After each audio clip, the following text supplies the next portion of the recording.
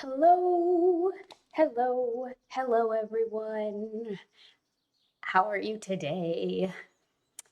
I am very excited to be here today.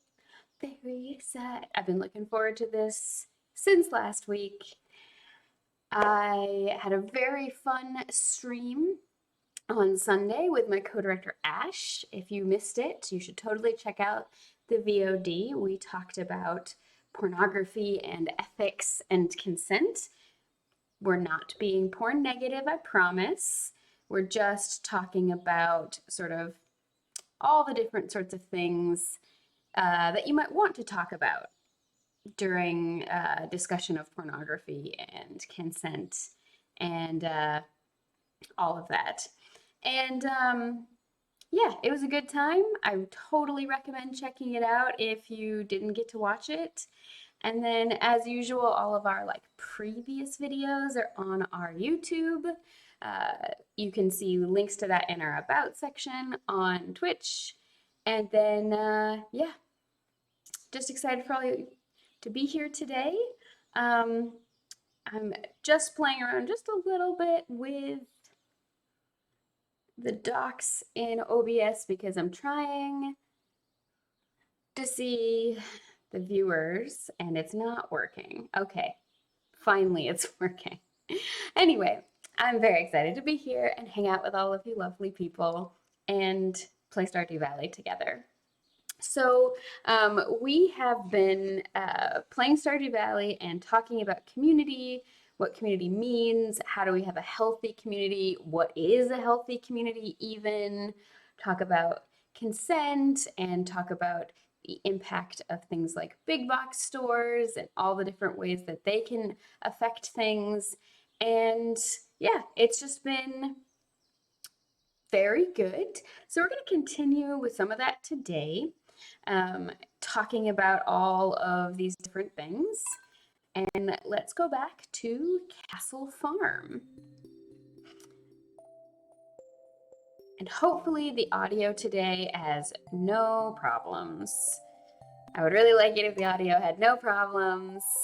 That would be so nice. Yeah, it would just be really nice if there were no crunchy audio sounds. I did a bunch of research to try to find out why that's happening, and I didn't actually find any good information. Like, a lot of people have said they have this problem, and then there wasn't any real solutions. A couple of people suggested to me that it could be because of not having the game full screened, because I've got it in a kind of windowed mode to be able to see chat and everything at the same time. If we get some audio problems, I will definitely switch it out and try to look at chat on my phone at the same time.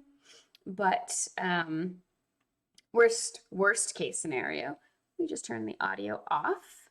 I want to check something really quick. I want to make sure that the stream is actually working because my OBS is being weird today. I don't know if it's actually working. I think it is. It says we're live, but I don't. Okay, no. Yep, says we're live. It looks like we're live. It's good. Okay. Anyway, okay, so Castle Farm. What do we have on the agenda for today? I think we're gonna do some fun stuff. I think I'm gonna try to go to. Oh, right. Let me put the sounds back on and see if they work. So good so far, but it was good last time, and then a few minutes in, it stopped working. Neutral spirits. Okay. Nice. All right. Look at my beautiful crops and my puppy. So happy. So let me just put this stuff in there that I don't need. I really want to go back to the caves today, or the mines, I should say. It sounds like a good day for that. Neutral spirit's not the best. You know, luck has a lot of effect in the mines, but still better than nothing. Better than angry spirits, and I think we did go on a displeased, mildly perturbed day recently. So, hopefully it's all good. Oh, and water. Gotta go get more water.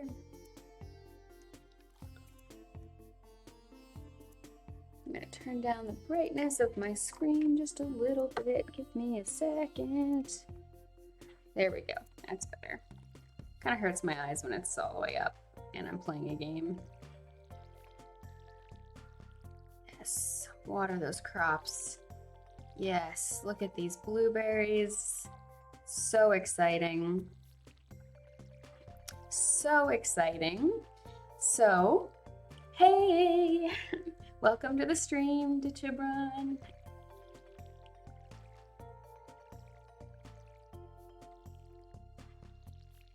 Just watering the crops. Hoping to do it fast enough so we can get a little mind time. I don't know if there's any other things that were like on the agenda for today. I feel like there were, but I don't actually remember. I remember we were going to talk more, as we've been talking last few sessions, about why big box stores are bad and why Joja Mart in particular is bad. I mean, I think the biggest thing to say about that is just like in a town this small, the community health is like especially precarious because you don't have as many different sorts of options and different things happening, and there's not as much sort of like a buffer room for when things go wrong. Like if a store goes out of business, there's only one store in this town, and that would be really bad. There would be like no alternatives for anything. If I were the mayor, which I'm not, because there is a lot of, there's like just, Mayor Lewis has just a chokehold on this town. If I were the mayor, I would probably be really focused on trying to bring in new types of businesses. Oh, do I have a torch? It's always good to bring until you get a glow ring. Oh, I do have some bombs, so let's do that. I thought I had a torch. Maybe I have in one of these other chests. I'm going to take myself off the bombs because I've accidentally blown up like all of my chests before in my workstation. I thought I had a torch, but I guess not. Oh, right, there's one there and I put there, but I want to leave it there. Okay, so I'm going to go to the mines and do some mining. How you doing today, Ditchibron? Is it a good day for you? BP Phantom, hello. You can make torches for yourself. I don't know if I have that recipe yet. I do have that recipe. 1 wood and 1 sap. Well, it's too late. I'm already close to the mines. Just going for it. Doing pretty good. Nice and sunny in Barcelona. Nice. Yeah, I really want to go to Barcelona. I'm gonna give you a grape.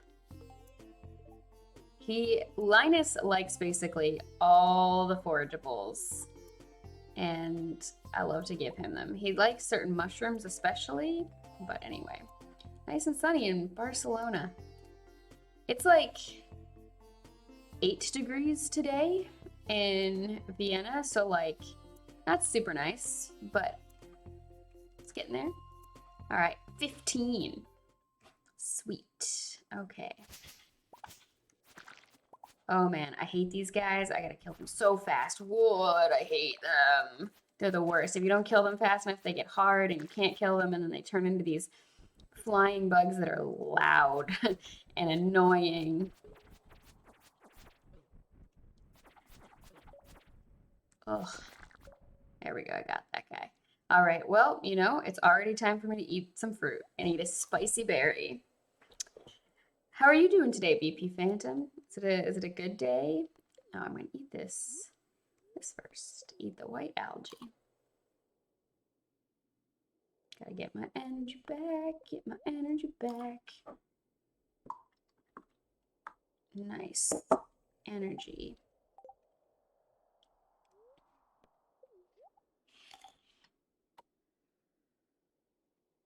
Man, I also just want to plug a couple of channels again. I'm probably going to plug them multiple times in the stream today because they're just that good. Not just bikes, strong towns, and then Do Not Eat 01.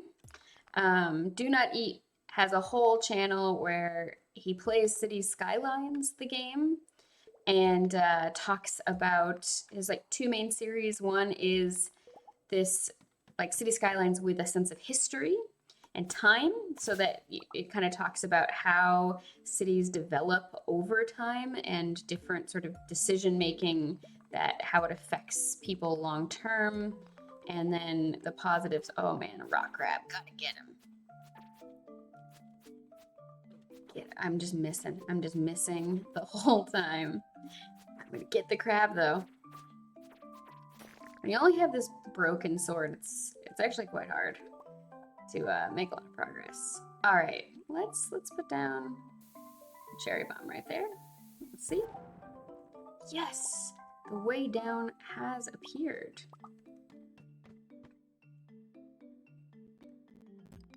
They're a little slimy over there. Oh, no, the music's already going. Sorry, I'm gonna turn it down.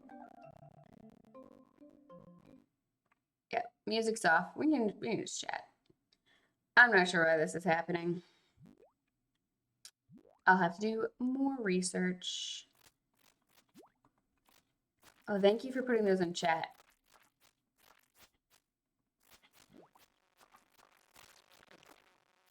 Yeah, so not just bikes and strong towns, and there's a couple others.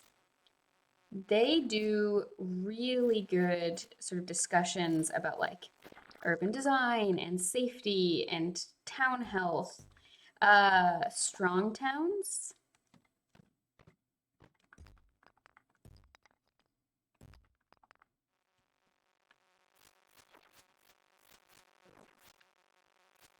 Strong towns.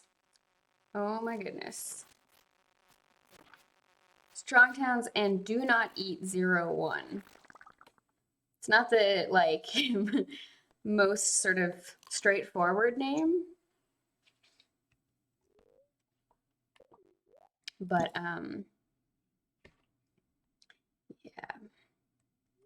I'm gonna just eat salmon berries until I get to full energy.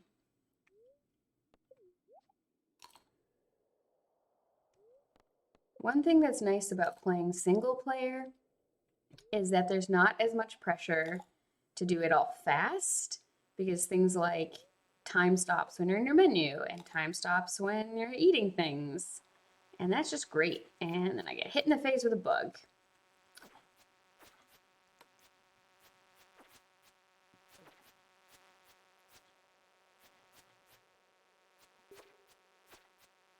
Get him. I'm gonna get him. Okay. I really want to try to get to level 20 today, at the very least. I gotta fight this slime. Just gonna swipe it. Swipe it. Get it. Gonna get the slime before it gets me. Yes, thank you. Thank you so much for putting those in chat.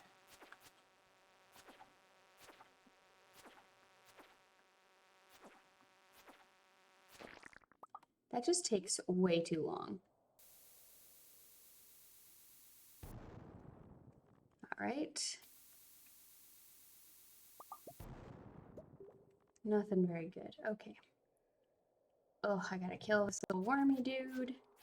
Otherwise, it's gonna become a big pain. Yes, the way down.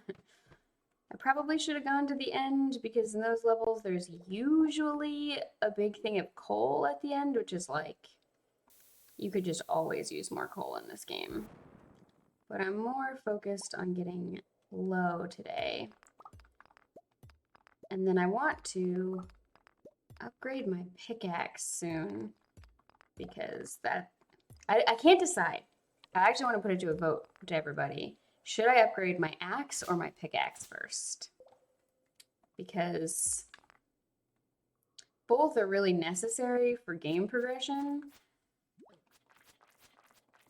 I mean, all the upgrades are pretty much necessary, though you could argue that you don't need to upgrade your watering can, because you get, oh my goodness, I'm gonna get hurt by my own bomb. Ugh. I couldn't get away fast enough. Okay. Thank you so much, Joja Brown, for putting those in the chat. Really very helpful.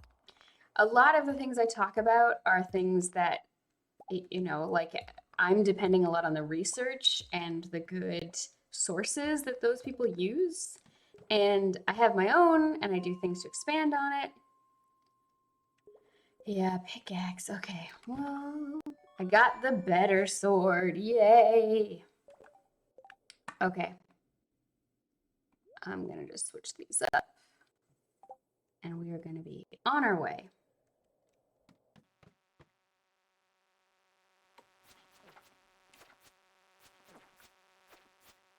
Gosh, these games so difficult. So difficult. If you need, you say, if you need to chop a lot of trees and upgrade the axe first, but I don't see a strong need for that. Yeah. The only thing is, I think there's like a thing in the community center that I can't complete until I get a bunch of like 5 hardwood. Oh yes, I'm gonna get this copper and then I'm gonna go down. I made my main goal, which was getting to level 20 today, which is really nice. That's why I'm debating it. But I think that the pickaxe is probably the best because that is the thing that's gonna kind of make the biggest difference, I think, in progression speed with a lot of stuff. All right, I'm gonna get you little wormies. Yes, got the wormies. Okay.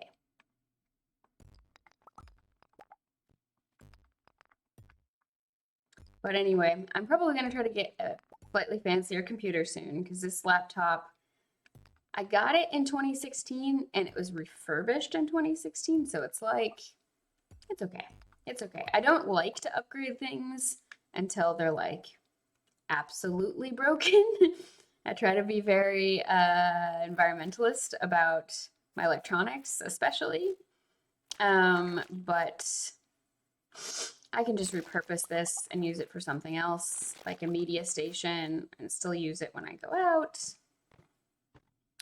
You wrote, you'll need a lot of ore to do upgrades anyway. 25 copper ore for the first upgrade. Yeah, it's a lot of ore.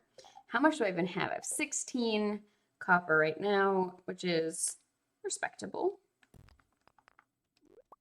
Okay, this looks like a good spot for some cherry bombs.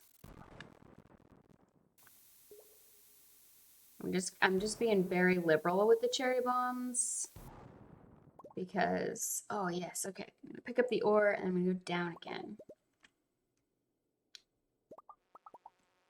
Oh no, bug, get away from me. I'm running. I don't want to fight you.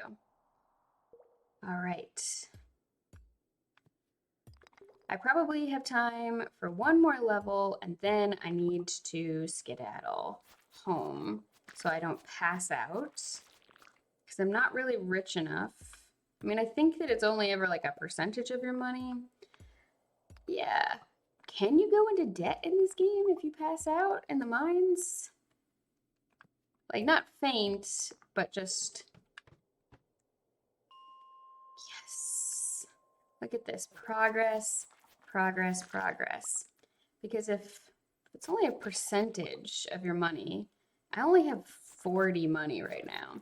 See, this is a great example of things like privilege, where it's like the more financially stable you are, the more decisions you can make about yourself and the things you do.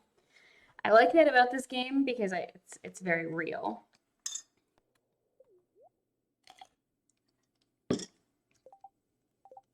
No, I just need to eat food. All right. So a couple of the things we talked about why Joja Mart sucks is things like value per acre.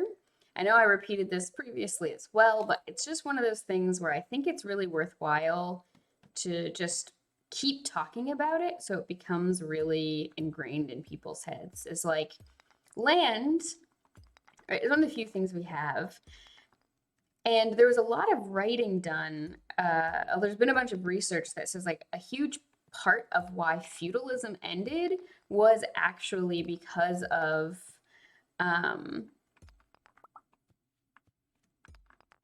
was actually because of colonialism. Because beforehand, right, and under feudalism in Europe, you know, the rich people, the nobility owned literally all the land.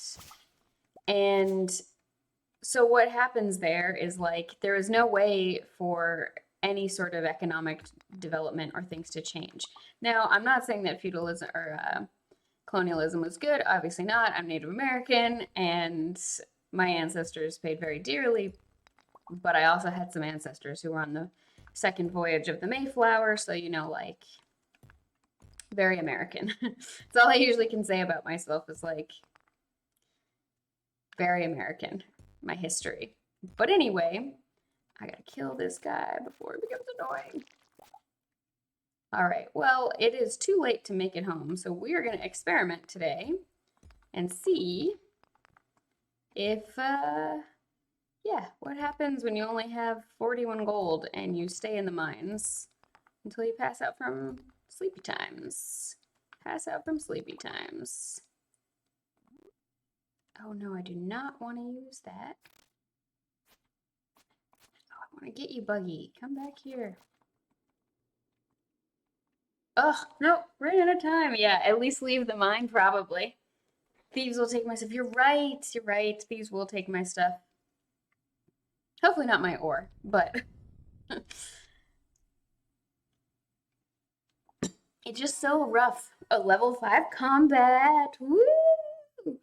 It's so rough though, because I'm always like craving that next level. Let's get to the next milestone. Let's get to the next. There was an earthquake during the night. Ooh. Okay, no, I got 40 ore. That is pretty nice. Queen of Sorcery, we're on Fortune Teller. Spirits are in good humor today. Well, we're going back to the mines. How do I water things? I don't care, Joja Mart. Get Mary Lewis the shorts. Gotta get him a shorts.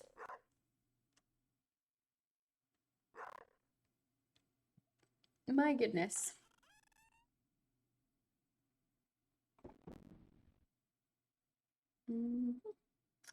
Okay. Just gonna put all of this stuff in there.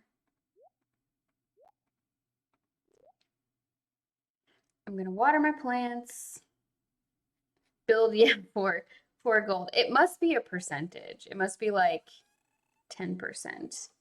You know what? I'm gonna make my window a little bit smaller. Not that small. I just need to make it a little bit smaller because it's doing some screen stuttering.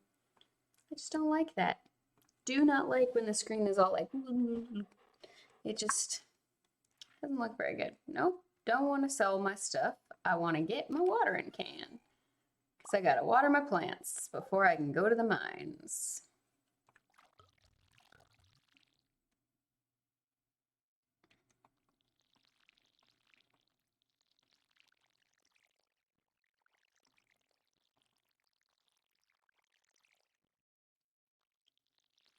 Yes, watering. It's just so nice. It's so soothing. It's funny, I have played games like Animal Crossing and I really did not like them. I know that's controversial. A lot of people love Animal Crossing. It just didn't do it for me. I liked the Harvest Moon games, but this game is really nice. It's like very chill, very like everything's cool. You're just doing a little farm. Yeah, doing a little farm. Ugh. But yes, yes. I'll probably try to get a slightly nicer computer in the near future so that I can play other games and handle more things. But for now, this is fine. So we were talking about, yes, value per acre. That's a big one. Just thinking about the value you get per acre. We were talking about how feudalism may have ended partially because just new people were allowed to own land. Now, there's a lot of like myths and propaganda around things like the American Revolution. People say it was all about taxes, but there was actually a big part of it where the British had a bunch of treaties with the Native Americans that prevented the settlers from expanding further than the original territories and said, you can't, it's native land, you can't go there. And the British had a lot of treaties for trading with things like fur. And fur trading was a huge deal because it was all about like everybody got really into fur, and especially felted hats were like all the rage. Fur was a really big, really important commodity for a very long time. And the fur trade was really, really important to sort of the different colonial powers, and they had a lot of agreements about sort of who could trade with which tribe and which nation, and there was different all kinds of different divisions around it, and there was even fights between things like the Anishinaabe and the Iroquois and the other lots of other groups because of trading rights and everything. People were really interested in this. And the British government had all these big agreements with the Native Americans about we're not going to expand the colonies further. We have 13 colonies. We're not going to expand the territory further. Give us your shit. Like, just keep trading with us. That's really what we want. All right, 25. I'm so excited. Back in the mines already. And this was one of the things that was a huge part of the American Revolution. It was not just about taxes. A lot of it was wealthy people in the Americas, or the colonies at the time, wanted to be able to become wealthier. The average indentured servant or person who did any kind of, like small work did not really care about a lot of these taxes on things because it didn't affect them very much. Oh no, that guy's going to become a big jerk. I'm just moving on. Moving on. And yeah, there was just a lot of people really wanted to be able to expand. And, sometimes you have to think about like, how did these rich people who mostly were talking to very poor people or indentured servants or anything like that, like convince them to rebel against the British government? And, in a place that wasn't necessarily going to reward them very much or like make things that much better, because it's not like they were wealthy or really like the taxes mattered that much or the representation mattered that much, right? They were coming from feudalism and we're kind of like, I don't know, it's more of the same shit, I guess. Well, one of the things that they promised them a lot was like, if you fight for us and we win, you will be allowed to go kill Native Americans and take that land. Oh, goodness. I'm out of energy. But luckily, swinging your sword doesn't require any energy. Ugh, okay. Now I gotta eat stuff. Now I gotta eat stuff. So that's one of the ways that they like really tempted people. Like I said, there's a lot of propaganda around, the founding of America and the American Revolution.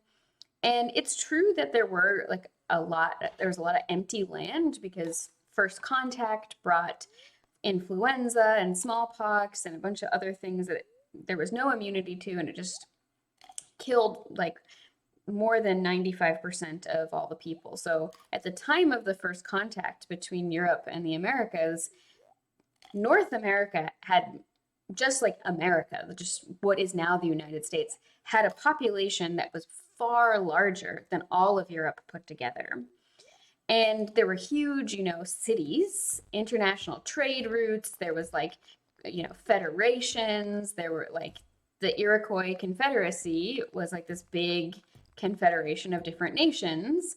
And there were international trade routes, and like it was huge. It was very developed.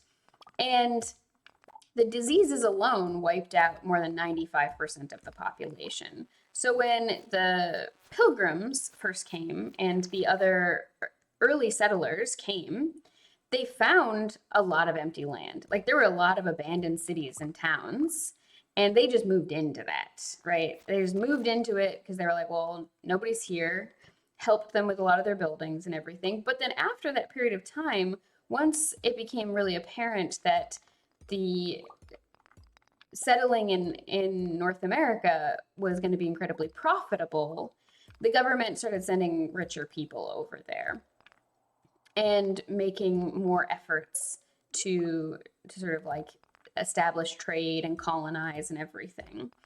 And you know, I'm not gonna ever pretend like Native Americans were purely just victims. I don't actually like the story of Indigenous people as being like victims of history because we've always been a part of history, right? We've always been there shaping it. We've had our own hands in it. We've had our own relationships to it.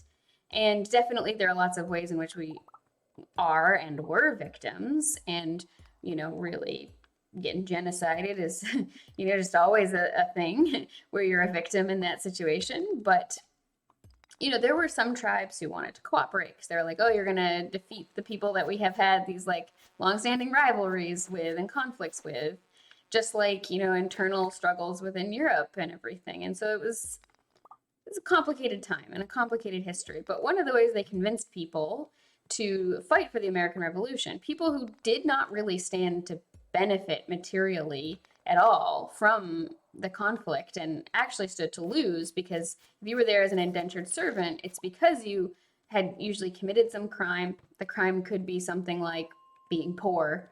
Like that was literally a lot of the time what the crimes were. It was like you were poor or you were drunk or you were like in some way struggling, and or you know, like you were did some indecency or whatever.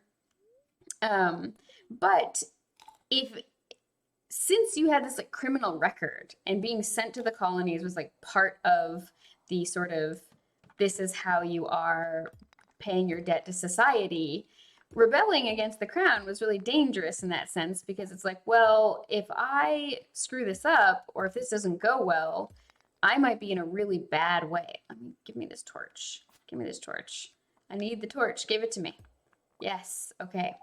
I'm going to put it here. No, I'm not actually going to put it next to the cherry bombs. That is too risky. But now I can walk around and see some stuff. These really dark levels are always kind of interesting. I don't actually want to leave that there. Okay, but I gotta do some of this mining. Maybe let me put down a cherry bomb. Let's see. Okay. Yeah, I can't wait till I can get a glow ring. Glow rings just make such a difference. Oh goodness, there's already a zombie dude down here. Scary.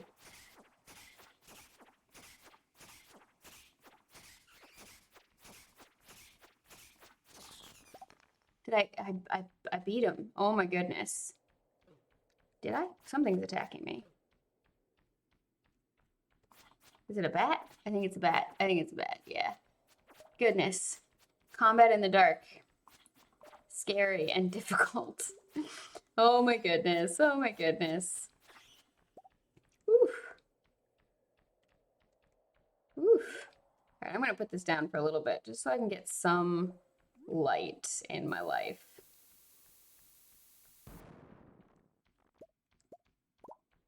Oh, there's another bat around. Gotta get the bat. They're so difficult because they just fly by you and then they're like coming from a new direction, and if you can't see it at all, it's like very difficult.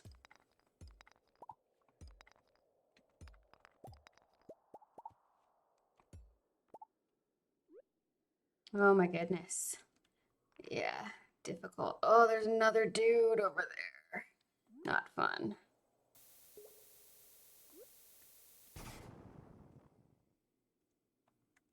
Oh, but there are stairs finally, but I gotta kill this guy. Ugh. I'm gonna get closer to the light so I can see him better. Less scary when you can see them. Still scary because they can still really hurt you, especially at low levels. Oh man, it also looks like there's another bat over here. Okay, I got him. Whew. Okay, okay. Whew. All right. I made it out alive. Woohoo. Okay, so then we have this sort of issue of convincing people, right? There were these treaties that said that the settlers could not move further west. And that was really important to a lot of tribes because they were just like, oh no, more zombie dudes. Ugh. Okay, at least it's not totally dark.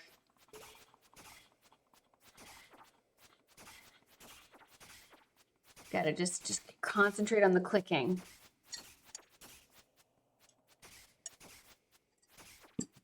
There are definitely two of them.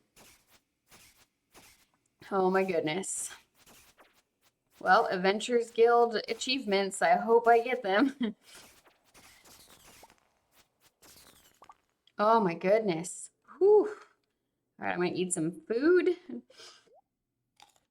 I hope to make it to 35. That would be really cool, but we'll see. We'll see. It's only 2 more levels, but this has been proven difficult today.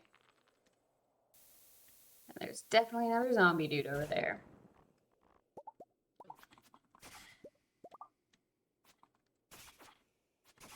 Yes, all this combat is nice for leveling up combat, but difficult for everything else. Is there a bat coming along? Sounds like it. I hear bats. Oh goodness. Oh goodness. Bat, get away from me. Oh, there's 2 of them. Okay, as long as I don't die in the mines, this is okay. If I die in the mines, this will be terrible. Okay, okay. I have 1 more cherry bomb. Let's just do it. Yay, stairs! I'm so happy! Stairs. Oh no, there's another zombie dude. Or skeleton. I don't know if these are skeletons or zombies, but they are scary.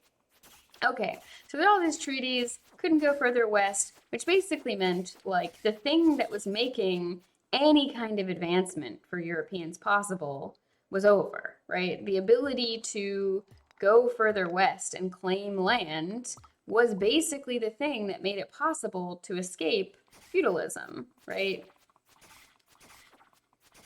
Yeah, Omni geodes look really cool. So it was basically the way we could escape feudalism, right? It was the only way that things were going to change were because they were like, well, there's land and it's not all just owned by one person or one group of people with no hopes of anything. And like all my food, everything I grow, all of my labor is just taken by the ruling class. And I have no say in anything in my life. And if the farmer who's, or the lord whose land I'm on just decides that they don't want to farm this land anymore, I'm screwed. I'm going to be homeless. I'm going to have nowhere to go. Right? This is the kind of stuff that persisted for a very long time. It was even long after, even all the way up until like, I don't know, I'd say like really World War II. This was pretty common where it was just like lords owned a ton of land and then it was, most of the farmers were farming land owned by, wealthy nobility.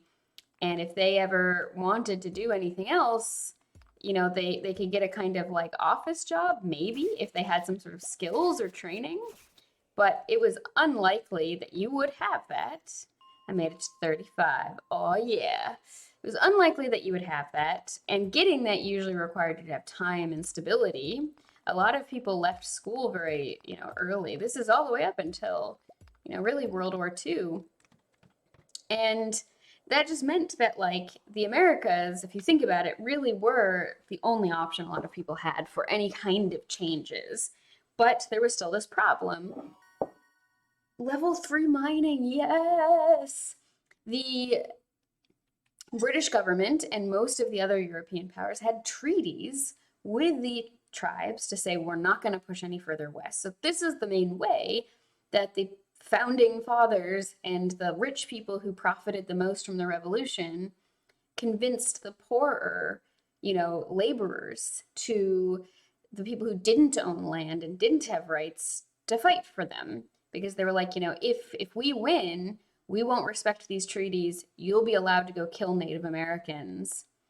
And that was a lot of the thing. A lot of advertising was about like how many Indians you'll be able to hunt afterwards and stuff. Really, not exactly what people think when they think about the history of the American Revolution and how all of that sort of went. And this is one of the things that really got people to do it. So land is very important if we think about it. Having land, being able to own the land that you live on and to create profit from it. And I don't mean profit in the terms of like people who hold capital, like landlords and stuff. Like that's not a productive class of people. That is an owner class of people, right? There's a big difference where if we're not the owner class of people, all you and I have is our labor. Like that's literally the only thing we have that we can make profit from that allows us to live, right? If anything happens that changes our ability to produce things or produce some kind of output, most of us don't have like family that owns a bunch of apartments and we can just continue to make money from having money. That's the owner class. I would say most of us are probably the working class. That's usually what it's talking about. All we have is our labor. So the promise of being able to own anything and then also have your labor to produce things, but then you get to make money from the crops that you grow. You get to make money from the labor and everything like that. That's a big deal. And then a lot of land became public land.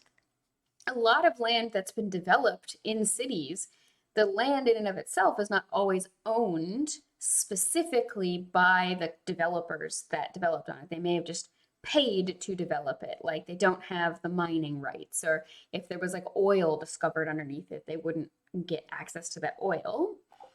So, and they have to pay taxes on it, right? I'm going to check if it's another good day. Fortune teller, welcome. The spirits are somewhat mildly perturbed. Okay, I won't go. Oh, I did not mean to do that again. Let's watch Living Off the Land. Welcome to Living Off the Land. We're back again with another tip for y'all. Now listen up. Here's a rundown of the fish you can only find in summer. Dorado forest and forest rivers during the day, rainbow trout found in forest rivers and the mountains during the day, puffer fish found in the ocean in the early afternoon, and octopus found in the ocean during the morning. Catch them while you can. Yeah, I should probably do some fishing as well. I got a letter. Dr. Harvey, okay, I lost 3 gold. This is fine. This is really fine. Like, not sustainable forever, but it's all right. So, no, I don't want that. I want to do a bunch of smelting today so that I can get enough to upgrade some things. That sounds really exciting. I'm gonna upgrade stuff. Yes. Okay. So going back to this like value per acre idea, right? Land is really the thing that we have. Land is the thing that, really equalized a lot of society, for better or worse, on the backs of some people, namely Native Americans. And then, it's also the thing that allows us to sort of create any kind of sort of profit, right? It's not the only thing, but it's a major thing. And if we think about value per acre, we talked about that in previous sessions where we really talked about how much space does a big box store like Joja Mart take up, and how much, it's like 34 acres is the average when you include the parking lot, and then how much they pay in taxes, property taxes per acre. It's about 6,500, right? But a downtown space, a mixed use building that's going to have, commercial spaces on probably the first floor, maybe the first 2 or 3 floors, or maybe mixed in like a lot of Europe where there's like doctor's offices and lawyers' spaces and everything like literally in the middle of an apartment building. And then you have the rest of it as housing. That is going to be less than 1 acre.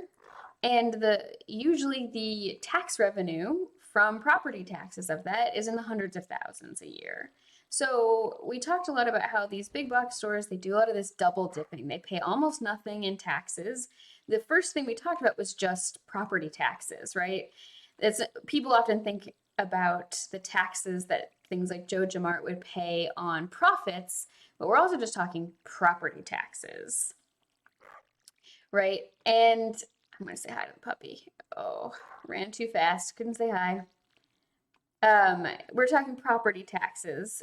Thinking about all the other ways in which they avoid paying their fair share of taxes really sort of starts to show how their value per acre versus something like a small store that sells things is going to pay a lot more per capita on and a lot higher percentage on their taxes does really show how there is this big discrepancy between the value per acre you get from a locally owned store, both in terms of property taxes, and even if the store itself doesn't own the space and they're just leasing it, there's still the developer who does own it and is going to pay a lot of property taxes. But then also the taxes on revenue and all of that, right? So it's like a pretty big difference. It's hundreds of thousands of dollars difference just on the property taxes side of things. And then some of the other issues we talked about is how most of these buildings cannot and will not ever be retrofit. So what we're talking about there is the problem of, just we can't change things. Once it's been developed in a certain way, it's not going to be changed. I'm looking for anything else that Gunther needs. Let's see here. Gunther can use that, and I'm going to go break some geodes and upgrade my pickaxe. At least I think Clint is open today. So value per acre. Something like Joja Mart really is not going to do that. We also talked about how a lot of these big box stores are very extractive, right? They come into a community and they try to extract as much value as possible, as much profit, and then they leave. So, if I'm not paying very much in taxes, I don't have to pay also for all the infrastructure that's created to, get to my store and everything. Hey, Kettlestick. Clint is open every day until you finish the community center. That is really good to know. Really good to know. Right, so there's this double dipping. They don't have to pay for any of the infrastructure that, the piping, I don't have enough money to do these. What? Will I even have enough money to upgrade my tool? No. Okay. Didn't think about that. And this is definitely not, I'm not gonna make enough money from these things. Well then, that changes that plan. That changes that plan. Somehow I totally forgot you also had to pay for the upgrades. I'm like, yeah, just bring the bars to Clint. Whatever. I'm gonna go give some things to Gunther. We talked about retrofitting, how, once it's kind of been made this way, it's unlikely and often impossible to really turn it into anything else. So when you spent all this, yeah, I should sell some of the gems I got in the mine. That is a very good idea. Okay, well, and I'll go back and get my fishing rod because I should do some more fishing. Mining all day, every day is not necessarily the best idea. Hey, Lewis, the saloon gets pretty lively at night. Yep, I like to visit once a week or so to catch up on things and to get a taste of Gus's authentic spaghetti. Nice. I'm glad you have a good time there. Oh, man. Okay, so then some of the other things we talked about last time We talked about, issues of soil, just purely soil.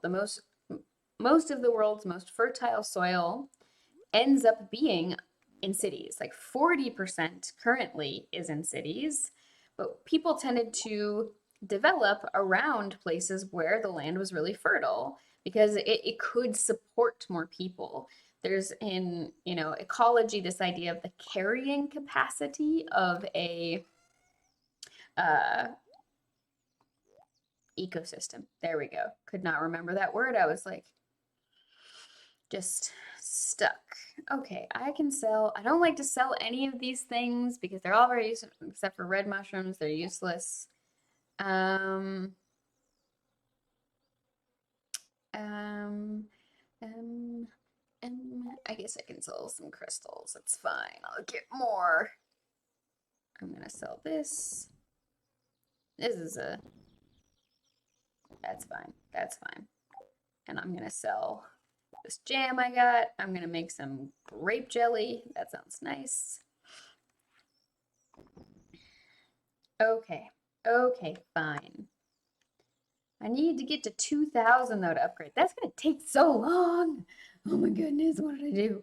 Also, this is not the most well-planned spaces. I've definitely got a bunch of overlap things in here that also in the other one. Ugh. I'm not good at organizing in real life. And so I'm also not that good at organizing in this game. But I need to. Okay. Okay. Okay.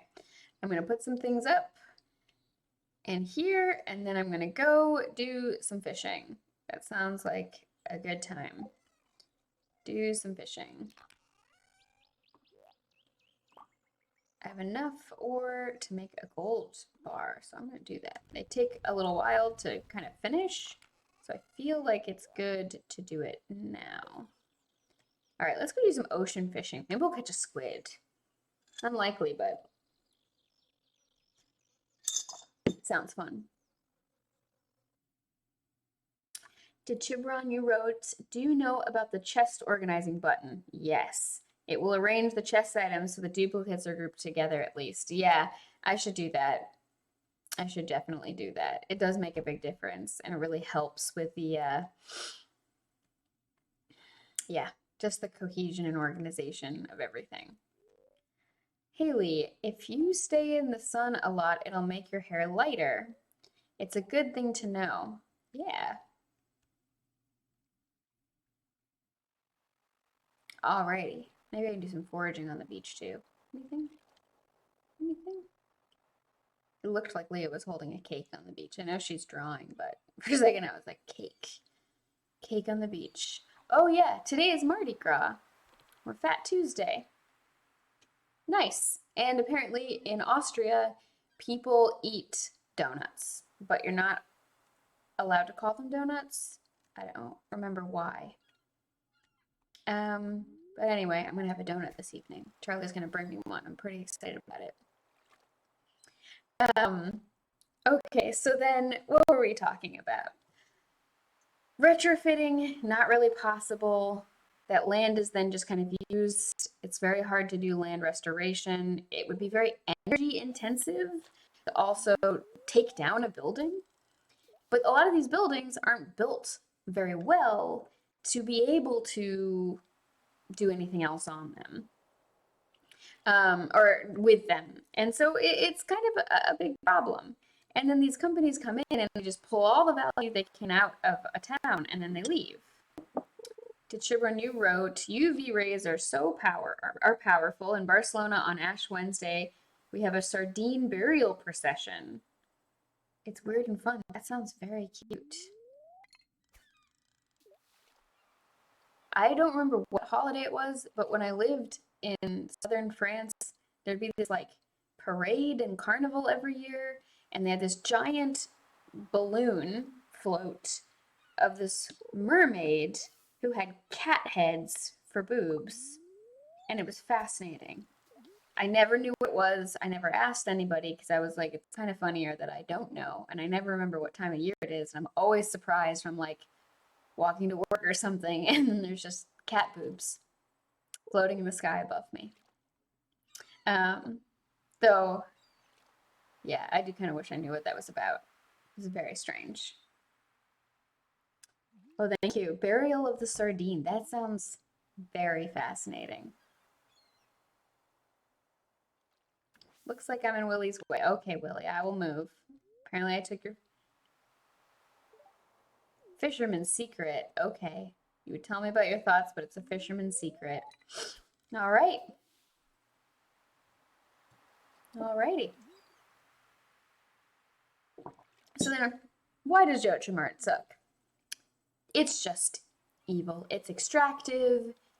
It doesn't put people in good positions. I mean, I think part of why Shane struggles so much, he works at Joja Mart and he just has no sense of meaning or connection to his community there. And like, he's probably not getting paid very well. There's very few opportunities for advancement related to this. There's a million things I want to talk about in this show. And I really thank you all for just coming here and listening to me talk about all these different things.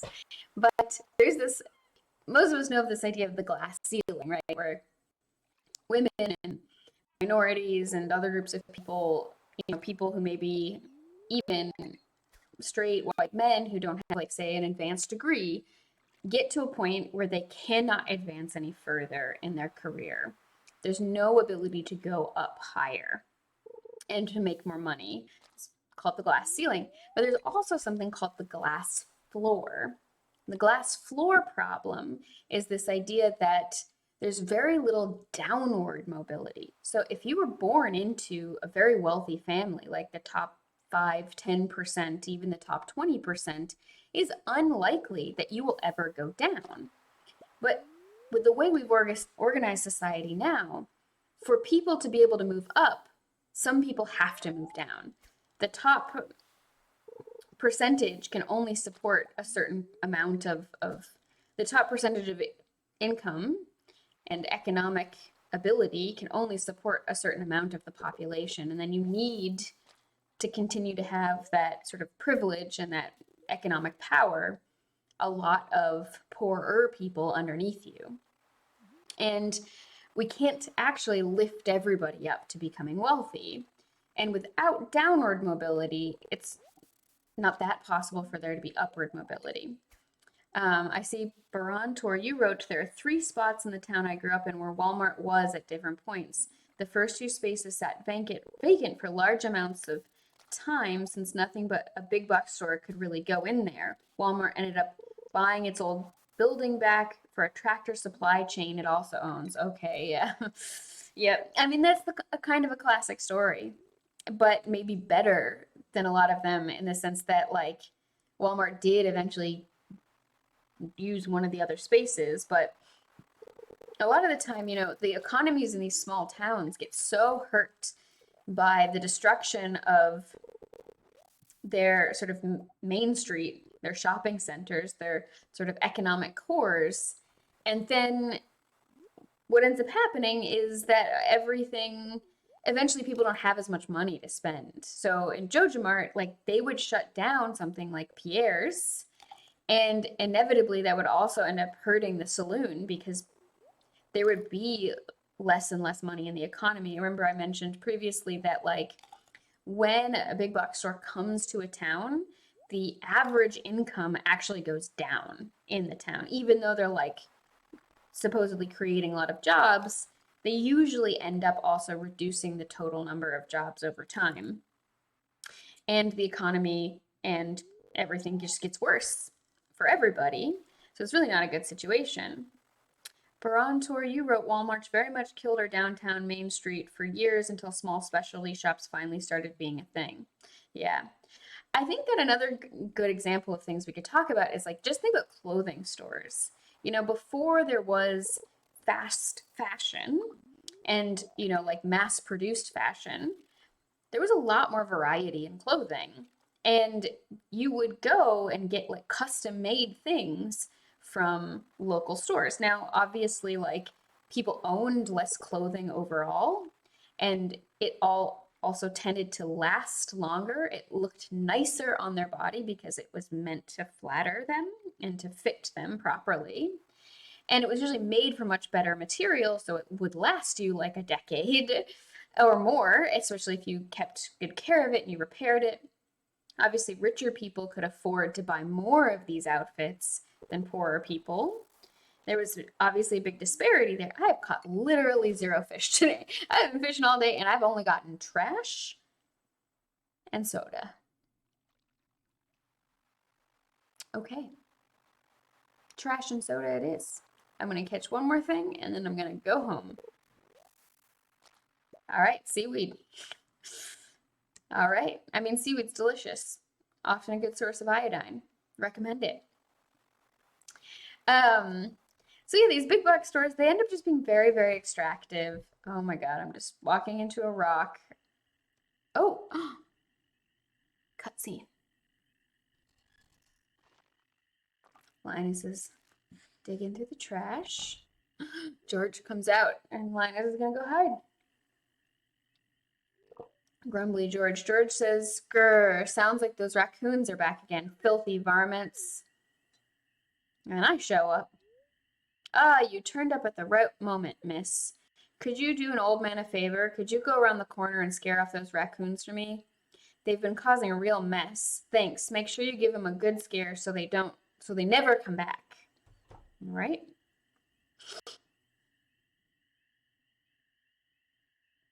Oh, Linus looks so sad. It was me. I'm sorry. I find a lot of hot, fresh food in these cans, stuff that will go to waste if I don't take it.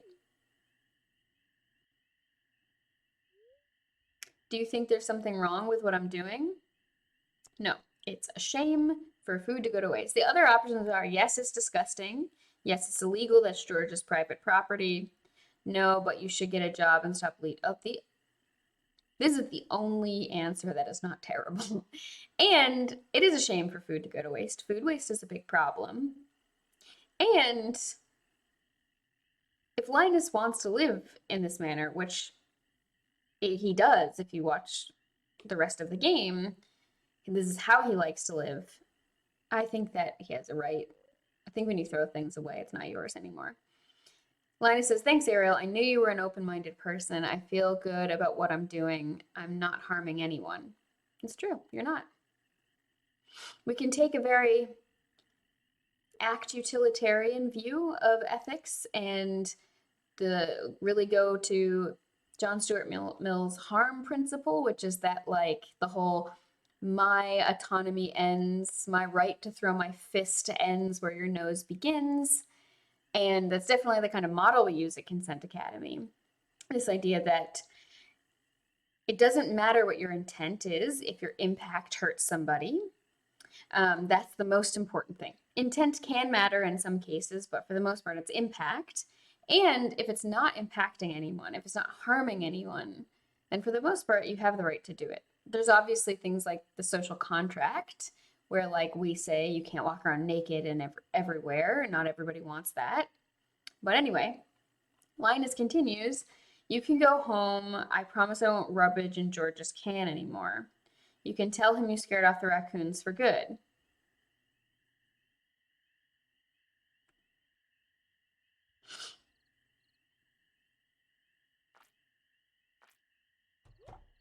Oh, and then Gus comes out.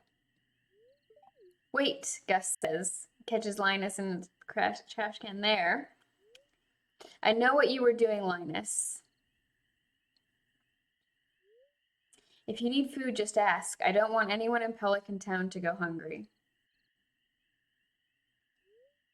Here, I've got a basket of zucchini fritters for you. Just make sure you dip them in my spicy marinara.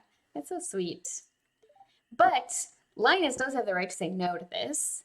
And just because we think somebody needs help does not mean that they necessarily do. It does not mean that we know what they need, and it does not mean that they have to accept help from us or in the way we want to give it. So Linus may prefer to eat food from the trash because he doesn't want it to go to waste and feel uncomfortable with Gus giving him all of this. So Linus could say, thanks, but no thanks. I would much rather you just let me continue to go through your trash. Gus says, go on, take it. We don't get to hear how Linus feels about that. But anyway, I gotta head home. Yeah, and to Gibran, maybe Linus is allergic to nightshades. Yeah, I mean, for sure, he could be allergic to things, and you don't have to take it even if you just don't want to. Another reason he might say no is to the zucchini sticks. Yeah, for sure. Allergies. Uh, it doesn't necessarily mean that somebody's like ungrateful or like bad for not accepting gifts or whatever. I know that eventually I'll have the ability to do a lot of stuff with this trash, but aside from the driftwood, which you can eventually turn into coal, I'm just good. I'm gonna get my watering can out for the morning. I should plant these mixed seeds in the morning as well. And I'm gonna go to bed. I always feel weird going to bed in this game before like 2 a.m. because I'm like, well, I still have more energy. I can still do something. But, I don't necessarily like the ethos of that. I feel like it's important to rest. All right. I am nowhere near the 2,000 I need to upgrade anything. I'm at 510. It's gonna take so long. That's okay. That's okay. All right. That was a gross sound. I'm sorry. I really got to figure out what's going on. Fortune teller. Ah, yes, I can hear the spirits whispering something to me. The spirits feel neutral today. The day is in your hands. Okay, sweet. Or Chris, God, I wish I had that kind of energy. Yeah, me too. Okay. But I also am glad I don't because I think rest is really important and being allowed to rest, not even because it like makes you more productive. I don't like that thinking where people are like, you're more productive when you take days off. I'm like, well, it doesn't necessarily matter. You can rest because you want to rest. You can rest because it feels good.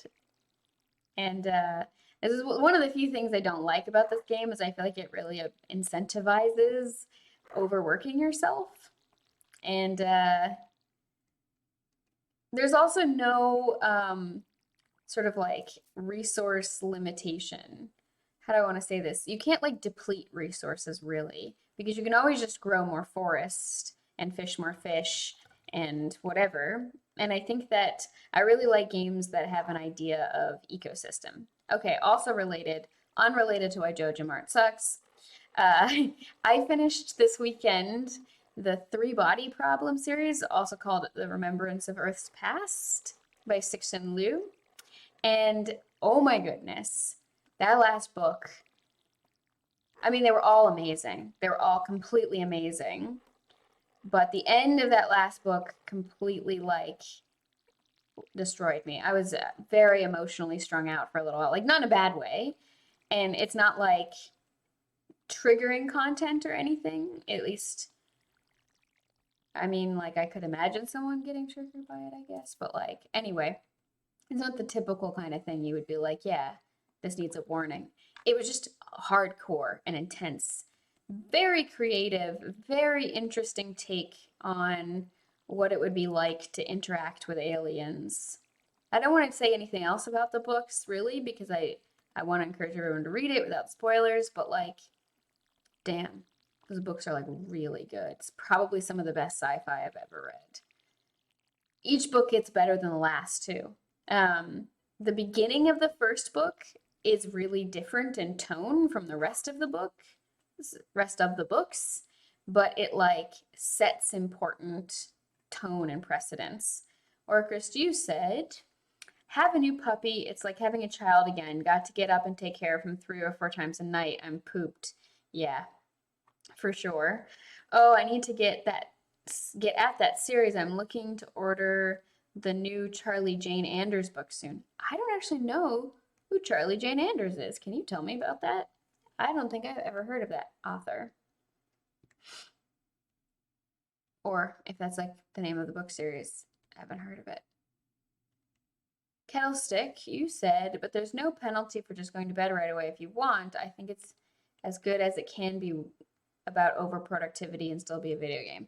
Yeah. I mean, to be sure, just thinking about video games in general, like I can definitely be a little bit weird about these things. A lot of the time, I like the game City Skylines, and I want there to be like more social elements. And what I mean to that is like, I don't want to just do traffic management in the game. Like the game is basically a traffic manager.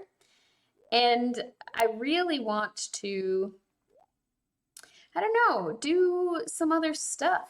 Just, yeah, how do I want to say this? I want to do other things. I want to have more influence on like the development of the society.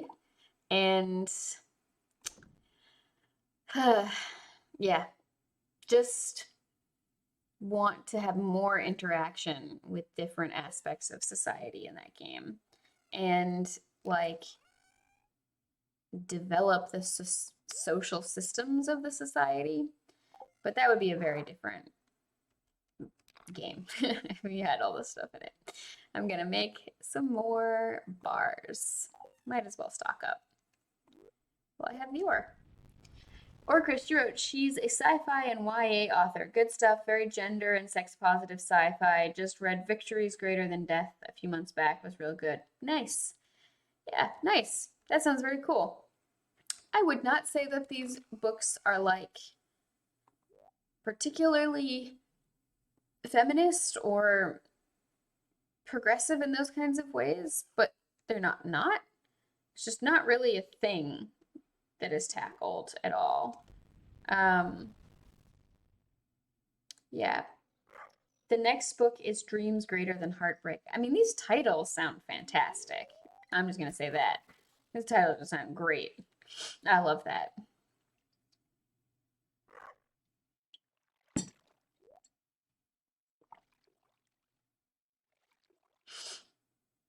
Ugh. Okay, I'm gonna catch a fish. I'm gonna do it. I'm gonna do it. I'm gonna do it. Okay, so one of the other things we talked about previously is the problem of most of the world's soil is kind of like undercities. And one of the things you should know, there's this thing called black soil, and it's soil that's partially produced from there being like particular types of forest fires and forest fire damage and time. Soil takes a really long time to make. Like topsoil, new topsoil, like 1 inch of it takes more than 100 years, like to make it on its own. And we've used most of it up, which is why we keep putting all these nitrogen-rich fertilizers in. Or Chris, you said, I subscribe to the Tor Books newsletter. They give out free books every month. What? They give out free books? I feel like I'm on that newsletter. I mean, I don't read any of the newsletters that I'm subscribed to. I don't know why I still subscribe to any of them, but they give out free books. What? That sounds amazing. Amazing. So then we were talking about, I'm going to open up my notes, soil issues. And I mentioned this idea of peak soil. And peak soil is very much talking about this problem of creating new topsoil is very difficult. We can't just make it. And I know a lot of people are like, well, vertical farming, that's the solution. Except I hate to tell you this, vertical farming is very energy inefficient. And it can be good with things like nutrient reclamation, sure. But in terms of like the energy that is replacing the sunlight, nothing's more efficient than the sun. Nothing is more efficient, like energy expenditure wise, than just putting a leaf under sunlight, basically.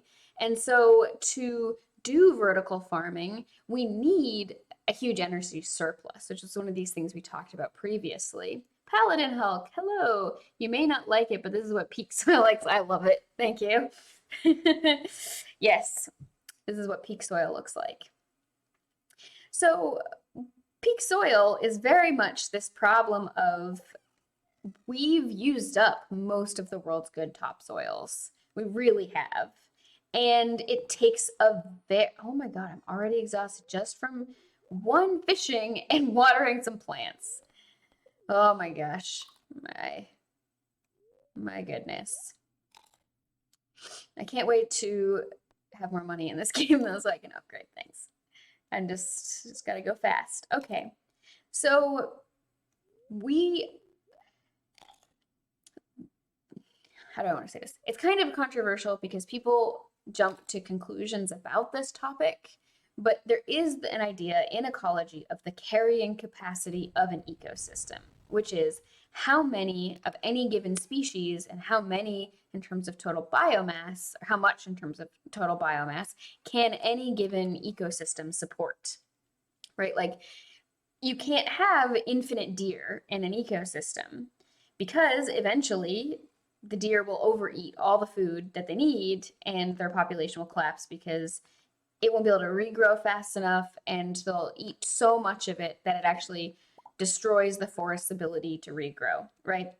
Humans, we've had similar things in the past, like you can chart famines pretty well through population growth. Though in most of those cases, the elites of the society, like the wealthy people, the nobility, the people who had the most power, were over consuming. So elite overconsumption is like a really big problem. Though I should mention, global standards wise, we count as the elites in this case. Like if we're talking about the modern world, we're not the elites of the elites, but in terms of total consumption of resources, anybody in, you know, a lot of Europe, North America, some of Central and South America, Australia, New Zealand, Japan, China, Korea, a lot of these places, right? We are the elites in this case, and we do consume a lot. We do consume a lot more in terms of energy and resources than we need. And this has big ramifications on things. Now, we haven't had a famine on a global scale. We've had many localized famines for a long time because of new farming techniques and farming technologies, including the development of these like nitrogen-rich fertilizers, right? And it allows us to kind of deal with the fact that we have kind of overused a lot of the world's soil. This topsoil takes a very long time to create. Related to this, the world's energy again. The world's most fertile soil in the world is called black soil, and the vast majority of it is in Ukraine. And it kind of goes, there's a strip of it that goes through Europe and into Russia, but the largest amount is concentrated in Ukraine, and almost all of Ukraine is this black soil. It's mollisols that I don't know if I'm pronouncing the word correctly. I've only ever read it. But it's really, really fertile soils. There's also this area but I don't want to destroy that. I want to eat a salmon berry. There's an area in the southeastern United States called the Black Belt. It is the coastline of an ancient ocean, and it is also the most fertile soil in the United States. And it's also where there's the highest Black population in the country because it's also where there was the most slave plantations because the soil was that fertile, right? And the more productive soil is, the larger the population any ecosystem could support in terms of humans and a lot of other animals. And we do have this concept of carrying capacity.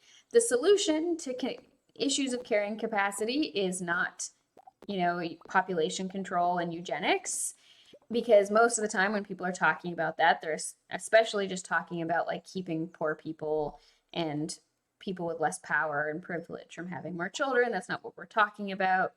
Most of the time, the solution actually is reduce elite overconsumption. Again, to be clear, we are not the elites of the elites, right? Most of us are not in the top 5%. Well, a lot of us might be in the top 5% of the world, globally speaking, at least the top 10%, in terms of if you think of how many people there are in the world and how poor a lot of those people are. But we're definitely not it's difficult because when we talk about like the top 1% and the top 5% and everything, it's always like, how big is the sampling there? Like, are you talking about every person on the planet? Or are you talking about some subgroup of people on the planet? Are you talking about a region? etc., etc. I didn't come as prepared for this particular subject as I could have.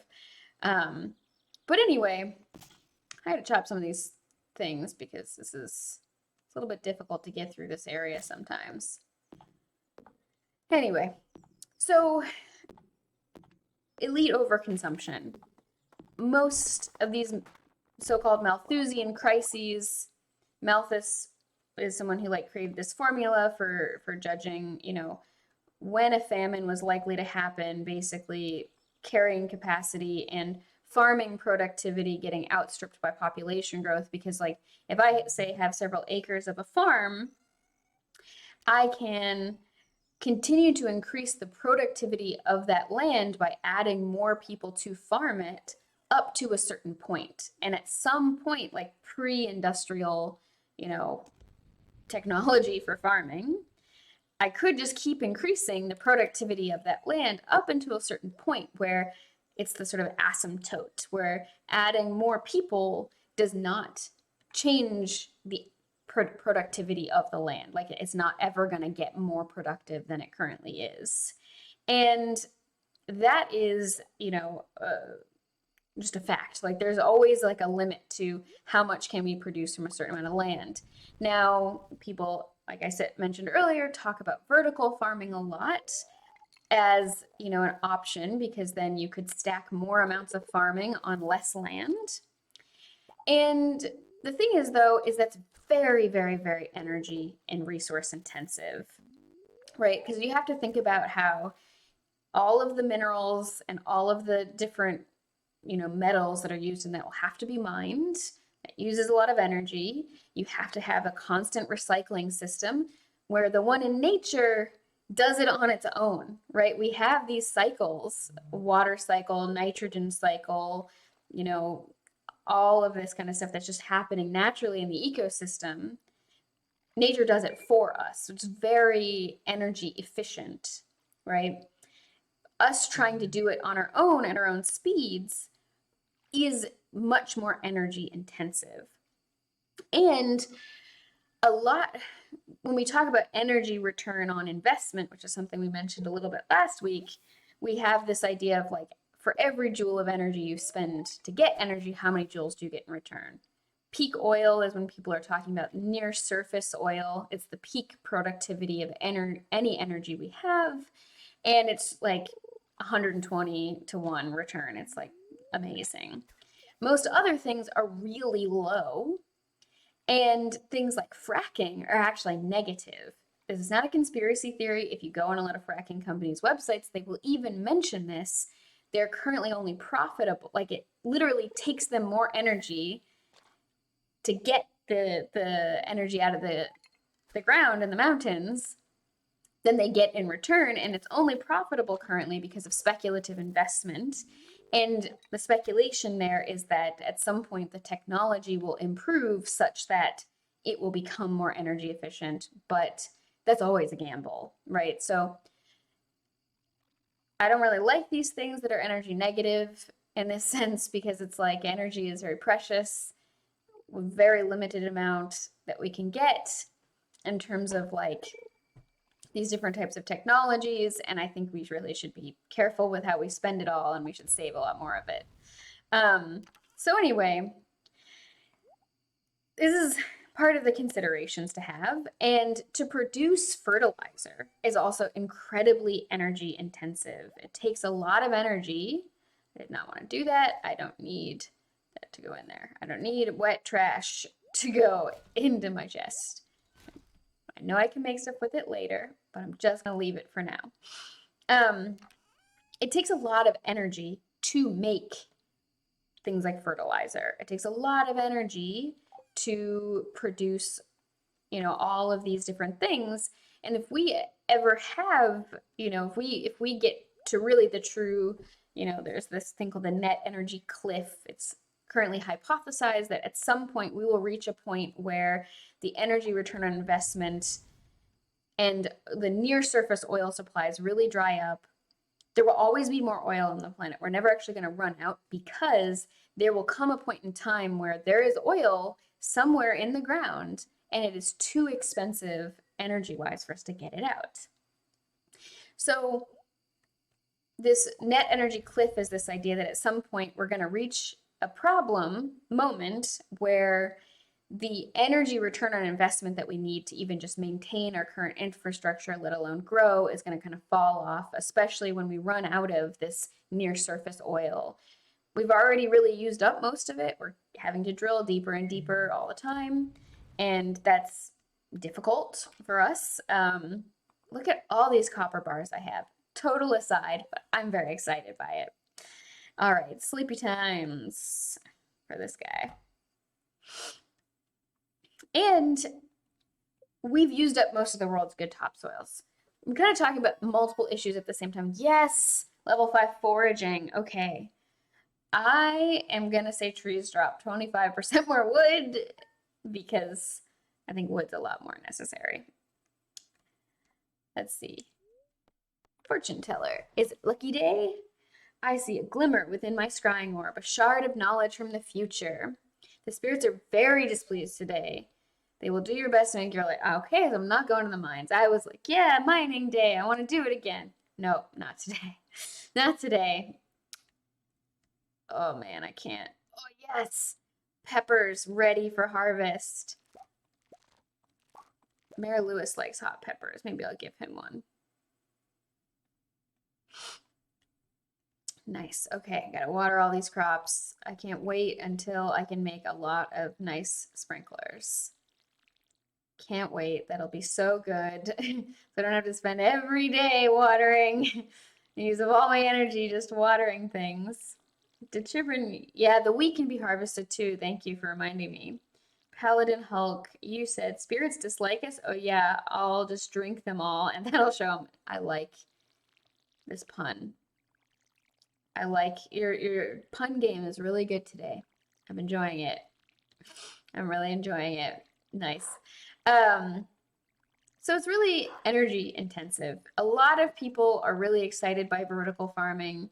If Charlie were here, you may not know this, but my partner has a PhD in physics, specifically biophysics and applied math, and he can tell you all about the physics, energy inefficiencies of a lot of these things better than I can. He definitely knows it more than I do, for sure. But basically, it's unlikely vertical farming will become efficient as a way of producing food because nothing is better than just putting a plant out in the sun. Like really, it can't be beat. Yeah, biophysics. He does modeling of C. elegans brains. It's pretty cool stuff. We talk about it a lot. I like the work that he does because originally undergrad I was studying psych and neuroscience and I really wanted to be a neuroscientist, and then I got really annoyed by a lot of these like very arrogant statements I thought were being made about like the nature of the brain and also the nature of humanity from things. I just want to let me just rant about this for 1 second. Okay, C. elegans is a model organism, literally has the smallest brain that we have ever found. It's 312 neurons, I think. I'm never very good at remembering numbers, but it is literally the smallest brain. In terms of if you know things like neural networks, that's a very small network, right? Very, very, very, very small. And even with that, we barely know how it works. Oh, Paladin Hulk, you studied all seasons of Psych? Yes. Okay. I'm gonna just sell this wheat. I'm gonna get one nice hot pepper to keep for Mayor Lewis. I'm gonna save this hay for Radin. Hello, welcome. I'm gonna save the hay for when I eventually have animals, and I'm gonna put all of this stuff away. All right, so then we have these issues. Okay, yeah, the brain, modeling the brain. It's a model organism, smallest brain that we can find. And even with that, we barely know how it works. A lot of things are mysterious. So when people are like, oh, oxytocin is the love hormone, it's like, we don't even know like what is inhibiting or activating. Like neurology has a lot better stuff to say because of the medicine of the nervous system and everything. Because it's like, oh yeah, I should have made hot pepper jelly because that's probably more profitable than just not. I should make actually some more of those barrels. Oh yeah, I gotta say hi to Sebastian. Sebastian, come here. I don't have any frozen tears to give you, but let me say hi. I hope we're not having mushroom casserole tonight. Oh, that's all you got to say. Okay. Okay. Are you in here, Mary Lewis? No. Where are you? Standing in the town center? Or are you with Marnie? Ugh. All right. I don't see Lewis. I'm going to go just make some more of these barrels so that I can make more jellies. Because that's probably the best idea. Yes. Probably. What do I need to craft them? I need wood, stone, and coal. Oh man, that's going to use up all my coal. I probably can only make one. That's fine. It's definitely fine. Because another one would be very useful. I don't really need to do any more. Um, yeah, so the thing is, Arad and you say, I thought that oxytocin was more about attachment and connection than specifically love. Here's the thing, it's all a bunch of hype because we have nematodes, the smallest brains.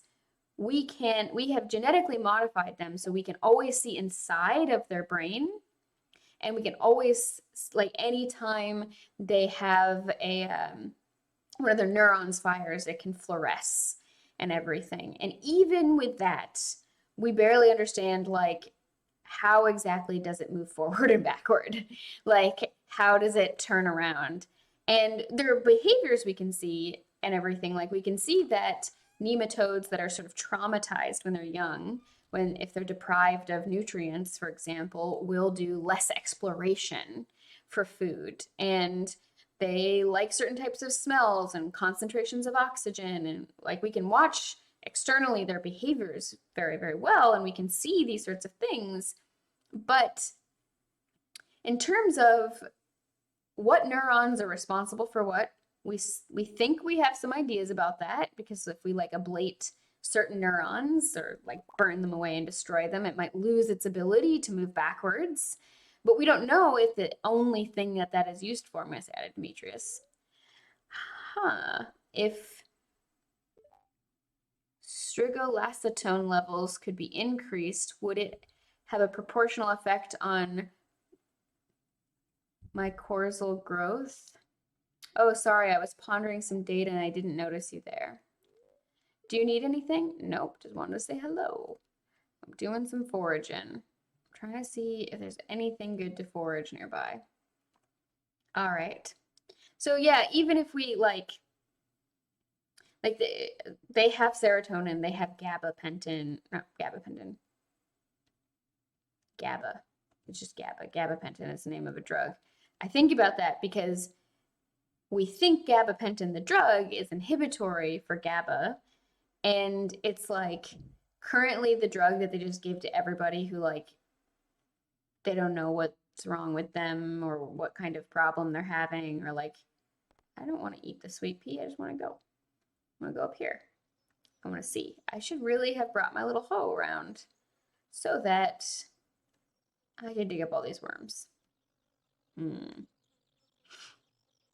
And we basically just don't know if like any of these hormones are activating or if they're inhibitory. You know, we just don't know any of that.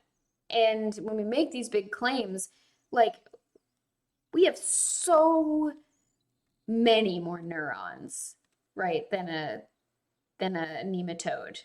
And we make these big claims about this hormone, this neurotransmitter, everywhere in the brain is just like, this is what it's for.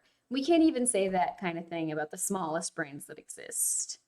And they're also the single most studied thing on the planet. Like, we have more data about C. elegans brains than like basically anything else. Okay. Only 21 slimes. I need to kill 1,000. Cave insects, 3 duggies, rock crabs. Oh, those zombie dudes are not on here.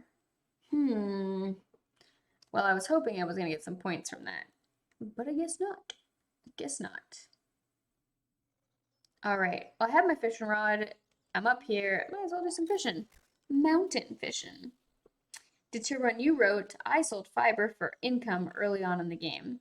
Yeah, I think about doing that and then I just can't because I remember in other games I played later, I just really regretted that. I just really, really regret it. There's a grape on the ground over there. I need to go get that. We're going. We're going to get that grape.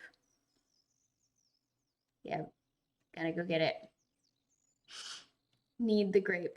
Okay, so nematode brains, right? Like it's just more of a problem of like, oh, there's so many people to talk to here. Linus says, I'm happy by myself, you know. I don't need new friends. Oh, okay. All right. I hear that boundary. Maru says, hey, have any interesting farm stories to tell me? Guess not. Yeah, no, nothing too interesting right now. All right, I'm going to fish from here. This seems like a cute place to fish from. Okay, energy efficiency. We were talking about the reasons why vertical farming. Yeah, but the grapes been on the ground. Yeah, you know, most of the food we eat's been on the ground at some point. I hope you're a Paladin Hulk. Yeah, I hope you're gonna wash it at least. Yes, I will, for sure. Um, yes, for sure. I will wash the grape before I eat it.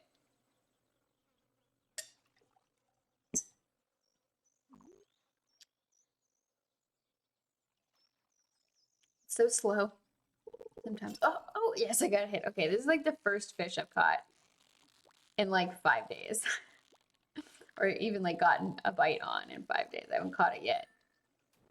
Yes, chub, a new record.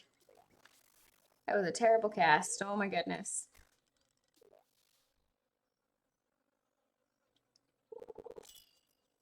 These sounds effects are crunchy. Sorry. All right. All right. This is a good one. Just sitting here. Yes. Carp, new record. Woo! Maybe I'll level up in fishing today. That would be fun. I got foraging and combat, and I think that was all the leveling up I did. It's pretty fun. I love leveling up. It's ugh, ugh.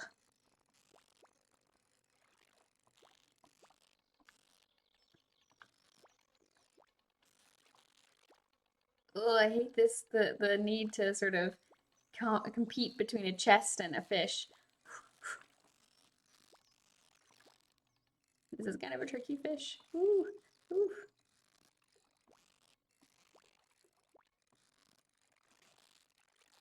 I'm gonna get it. I'm gonna get it.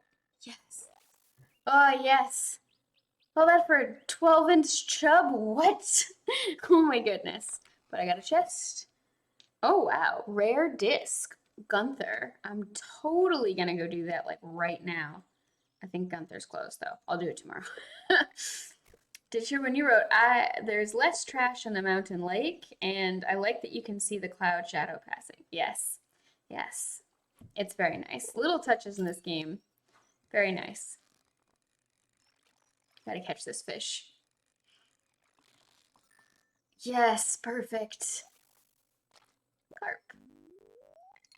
Okay, I do have more notes prepared for today to talk about peak soil and peak soil problems. But since I was trying to improve my audio, I didn't have my notes open on my actual desktop, and I have it open on my Kindle, and it's harder to read when it's over further to the side versus just like glancing my eyes over to the side a little. Anyway, Joja Mart sucks because it's going to destroy the world, basically. It's got everything combined. It's just going to make everything worse. It's going to depress all the townspeople. It's going to keep Shane from pursuing his dreams of being a chicken farmer and also movie making. He's very talented at it, and he's just going to stay there in this soul crushing job. And like you saw at the beginning of the game, right? I'm just working in this cubicle where literally someone had died in front of me and they never moved the body and just let it turn into a skeleton. Like, I don't know, that seems pretty evil to me. I see those bubbles over there, but I'm gonna ignore them.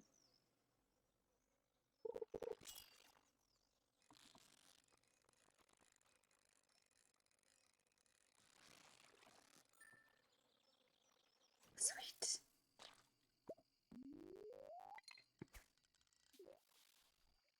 Yes. Oh, okay. Well,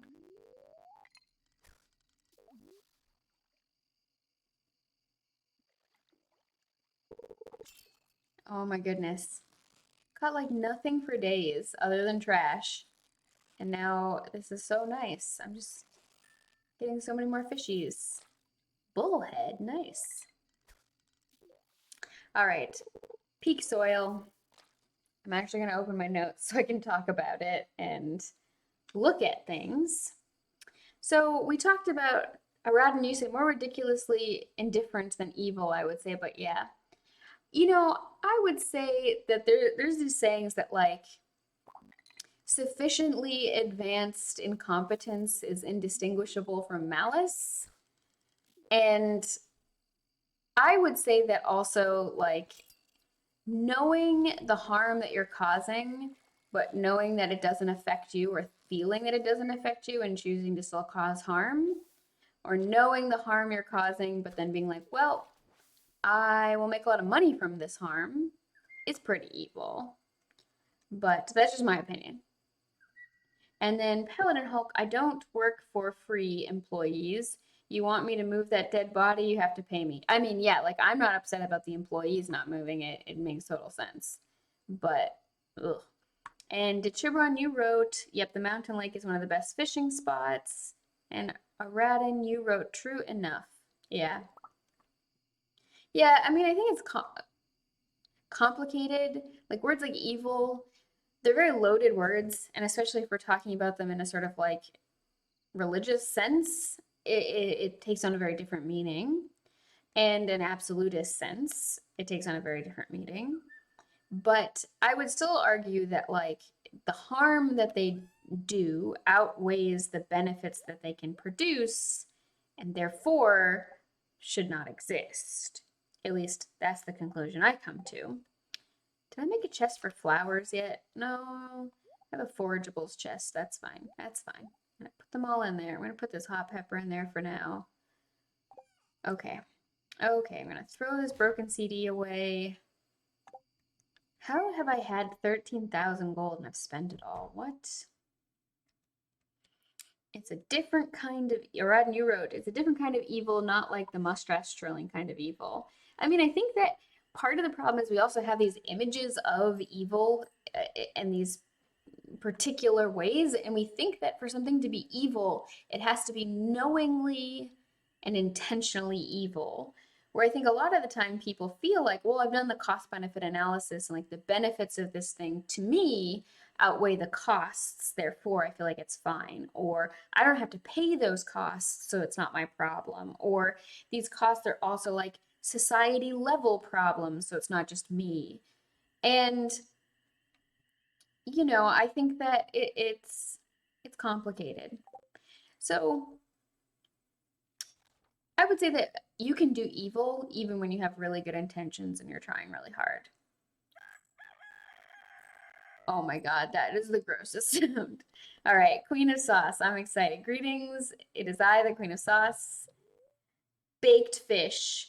Whenever I make this one at home, my two cats go bananas. I need a second chef around just to keep them from hopping on the counter for a bite. Just make sure the fish is fresh, preferably caught with your own rod. Now watch as I place the fish on a bed of spring greens. Okay, that sounds delicious and I want that. All right, or Chris, you wrote, I'm an MBA and I always find it interesting to explain that business ethic and morality are like 30 degrees off center from what people normally mean when they use the words. Yeah. I mean, like, you know, I'm not saying that sort of making profit or any of those things are like are evil, but I think that you can have an impact is so great, and it's only if you're not actually thinking about the long-term effects of an impact that they become justifiable. There's just basically it's a lot of cognitive dissonance. I think people just pretend like everything's fine and then or like use uncertainty principles of like, well, we can't actually know what's going to happen. Yeah. Um, and like I think that you can have businesses. I'm not against businesses, right? Like a lot of the things I've talked about are pro small businesses, and I think that that is, they're yeah, it's just good. Businesses are not inherently bad. And there's a lot of philosophy out there that talks about how like culture is the collection of the material goods that we produce and see valuable. And like material goods have always been sort of an important thing, the production of material goods. People talk about how like it's just important because we get more stuff. And I would be much more inclined to have things that are more meaningful and more long lasting and better quality and less harmful on the environment than just like I can buy 1,000 t-shirts for like basically nothing and I wear all of them once, if that. And then they go into a landfill.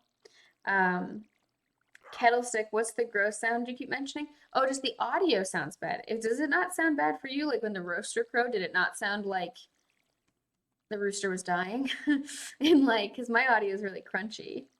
Arad and you said, oh, for sure, the greatest evil can come from the greatest intention. This is the way it has always happened, or this is just the way of the world, etc. Justify and rationalize your actions. Yeah, so there was this really good social psychology professor. I want to say his name was Mills. I don't remember his name. Anyway, he I think he's the person who ran the experiments where like people shock people if they were like thought that they were punishing somebody and instead they were shocking somebody. Or okay, I gotta back it up. Definitely sounded super crunchy. I got too excited to explain this experiment and I didn't take my time with it. Okay, so I'm pretty sure he survived the Holocaust. He was very affected by it, or at least knew people who died in it, or was close to it, or saw it. I just know he was affected by the Holocaust in sort of a profound way. And he researched what he called the agentic personality, which is that when we are in certain roles, we will act as an agent of a bigger system, and we will basically abdicate all of our power and our abilities to do things and our sort of um, our values. And it's especially when we are in a hierarchical system. So the experiment that he conducted, yeah, it's very famous experiment, was he had people come in, think that they were helping to do a test, that they were helping, and that the test was there's someone in another room, and every time they make a mistake, you have to give them an electric shock. And as they make more mistakes, will turn up how intensive the shock that they get. New reward. I'm so excited. And the thing is, a lot of people, some people got upset and stopped and left and were like, I'm not doing this. I don't feel comfortable with this. The people they thought they were shocking were actually actors who were not actually being shocked, but they were pretending to be in pain. Okay, I see some people talking about the Stanford prison experiment. That is a very controversial experiment because the experimenter himself had primed all of the participants. They all knew the outcome that he was looking for, and he himself participated in it, and there was a lot of conflicts of interest. I don't think that all of the conclusions that it's coming to are wrong, but I think the experiment itself is basically useless because its methodology was completely just a mess and like there were no standards or anything. Ooh, Night on Eco or Echo Hill. Nice. I was hoping it was going to be like a machine, but painting's pretty nice. Um, so the experiment, he was having the people who were actually being experimented on did not know that they were the people being experimented on. They thought they were helping in an experiment. And what he had them do was every time the actors made a mistake, they were going to get a shock. Some people were like, I'm not comfortable with this. Fuck you. I'm leaving. I can't be part of this. Some people were like, okay, this is fine. I just realized, okay, wait, total aside. I left this as setting as mature settings because we put it on mature for the last show. Okay. Anyway, um, Penny says, so do you like to decorate your farmhouse? It must be nice having your own place to decorate. It is. It is. It's also sometimes burdensome. Um, so then some people like they would turn it up past the point that it would actually technically kill someone. Now we could imagine maybe not everybody knows like how much electricity a person can actually withstand before they die, but the people who were the actors definitely acted as though they were in incredible pain and were screaming and begging the experiment to stop and all of this. And a lot of people laughed and giggled as they were doing this. Some people broke out into giggle fits. I need to say hi to Harvey. I'm struggling to make ends meet. Yeah, we've talked about this before. I'm sorry. I hope it gets better. I'm not going to go and just injure myself and need stitches to help you. But anyway, during the experiments, he had other priming things where in the room where the people who were actually being experimented on were shocking people. He had people in lab coats there pretending to be like scientists. They were other actors and creating this other air of authority. And he basically was trying to research the whole just following orders argument. And what he basically found is there are a lot of people whose sort of like personality types enable them to be like, okay, I'm going to do what, not fall crops, but I need to check. I don't need that radish that I just put in there. No, I don't need the radish. Summer crops. I need tomato, hot pepper, blueberry, melon. Okay, can't forget that. Can't forget that. Should be able to do it, no problem. Okay, so basically, he found that people under the right priming will basically participate in incredible cruelty and evil and genocide, especially when there is some sort of plausible deniability for their own responsibility in it. And that means that when we create hierarchies and systems, we have to be extra careful because it's people are really influenced by these things. This is also a big consent thing. People are very, very often sensitive to hierarchy and sensitive to power and sensitive to deferring to people who even they just perceive because they're wearing a lab coat have more power and authority than them. And this is, a situation where people might do things that they found abhorrent. A lot of people, when they found out that they were the ones who were actually experimented on, were incredibly outraged and were really traumatized by it because they were like, oh, what does it say about me as a person?